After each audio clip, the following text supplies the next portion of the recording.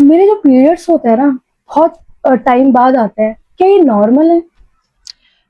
Hi Nisha, first of all introduce myself. नमस्कार, मैं doctor संवेदना हूँ, कंसल्टेंट ऑब्स्टेट्रिक गायनेकोलॉजिस्ट।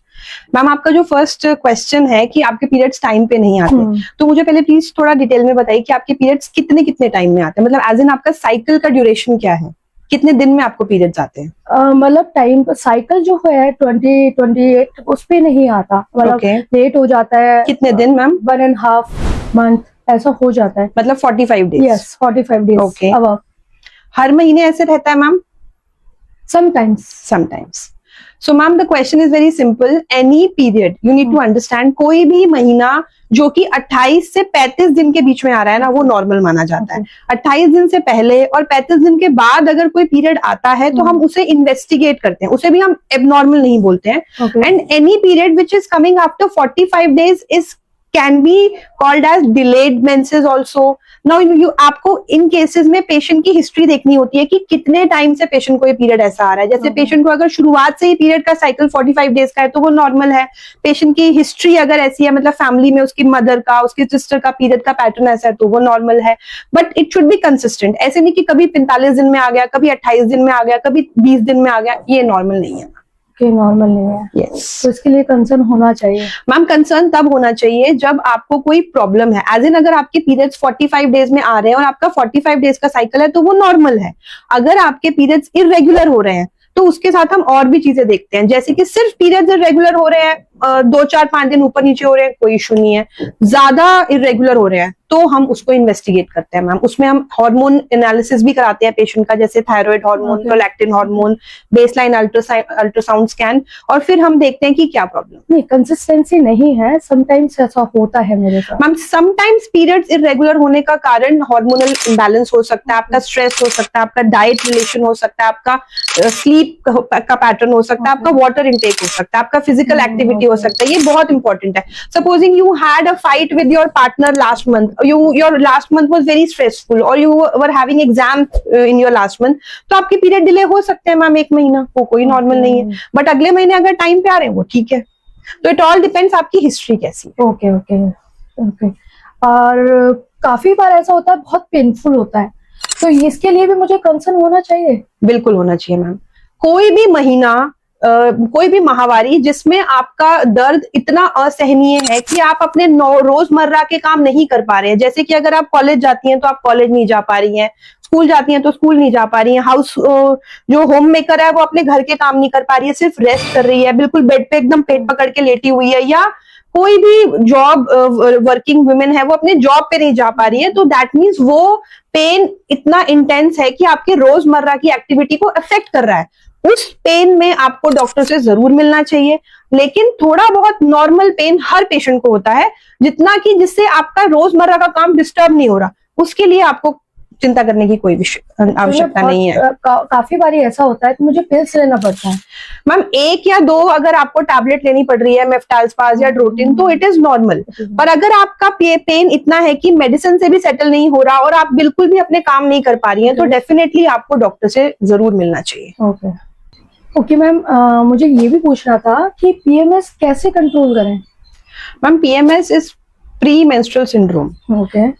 कई पेशेंट को मेंसेस आने से पहले pain, bloating, mood swings, irritability, ये सब प्रॉब्लम्स होती हैं। जरूरी नहीं है ये सारे पेशेंट्स को हो, जिनको हो उनको थोड़ा सा लाइफस्टाइल मॉडिफिकेशन करना बहुत जरूरी है। अपना हेल्थी डाइट लेना, स्लीप, जैसे मैंने पहले भी बताया, स्लीप, अपनी डाइट, स्लीप, स्ट्रेस, ये सब मैनेज करेंगे तो पीएमएस बहुत आसानी से मैनेज हो जाता है। फिर भी देयर आर सम मेडिसिन जो हम देते हैं, उससे भी काफी पेशेंट्स को रिलीफ मिल जाता है। ओके।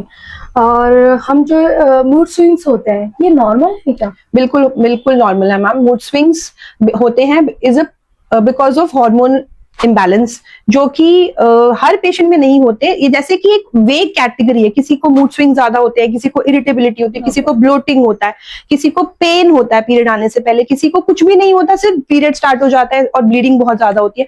तो पीरियड्स का साइकिल हर पेशेंट का वेरी करता है। किसी पेशेंट को कोई सिम्टम है तो जिस पेशेंट को जो सिम्टम होता है हम उसको उस हिसाब से ट्रीट करते हैं। बट हाँ, मूड स्विंग्स नॉर्मली पेशेंट्स में देखे जाते हैं। ओके। और ये प्रेगनेंसी में हमें टेस्ट करवाना भी जरूरी होता है क्या?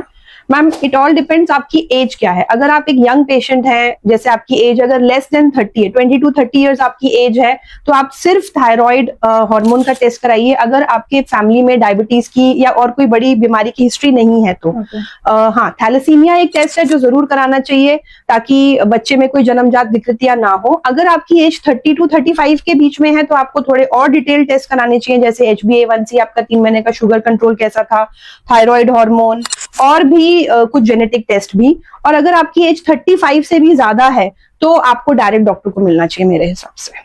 आफ्टर 35 अगर आपकी शादी 35 में हो रही है तो आपको थोड़ी अपनी प्रेगनेंसी जल्दी प्लान करनी चाहिए।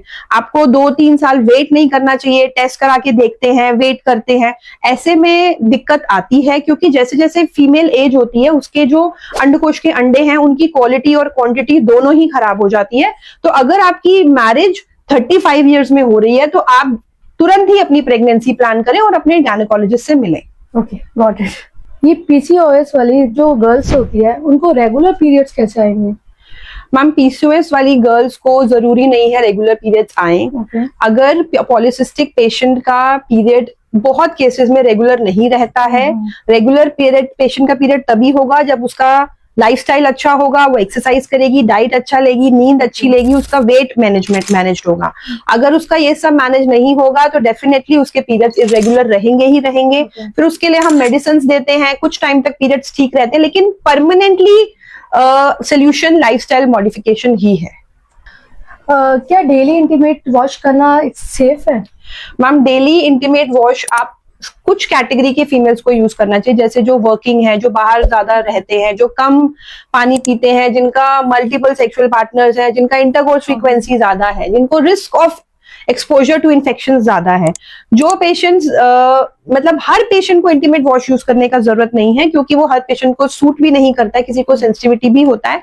तो हमेशा उसको यूज करने से पहले एक पैच टेस्ट करें, अपने स्किन के उसे टेस्ट करें, उसके बाद ही उसे इंटीमेट एरिया पे यूज करें। ओके मैम, जो एक टॉपिक जो प्रेगनेंसी होती है उसका टेस्ट हॉस्पिटल में ही करवाना चाहिए? Ma'am ectopic pregnancy is an emergency situation.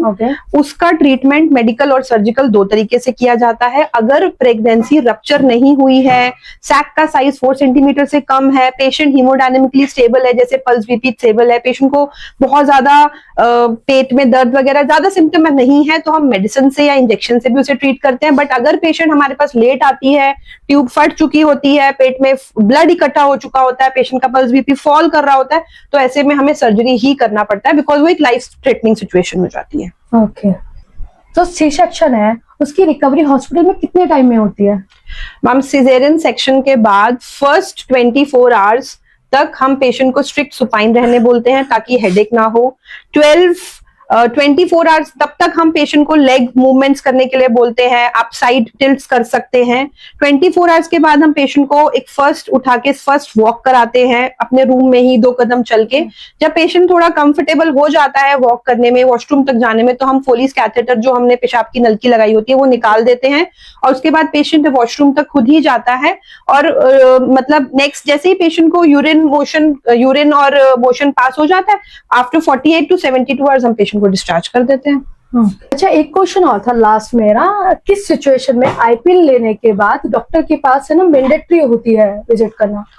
Ma'am देखिए, आईपीएल इज इमरजेंसी कॉन्ट्रासेप्शन। आपको इसको with in 72 hours of unprotected intercourse लेना है। आप वंस अ वाइल इसे यूज कर सकते हैं। अगर आप रिपीटेड आईपीएल ले रहे हैं तो ऐसे में ओवरीज में सिस्ट बनने का चांस, पीरियड इरेगुलर होने का चांस या एक्टोपिक होने के चांसेस भी देखे गए हैं।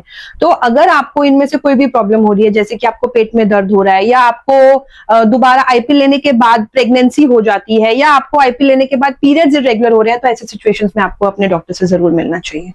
Okay ma'am, thank you so much. Welcome.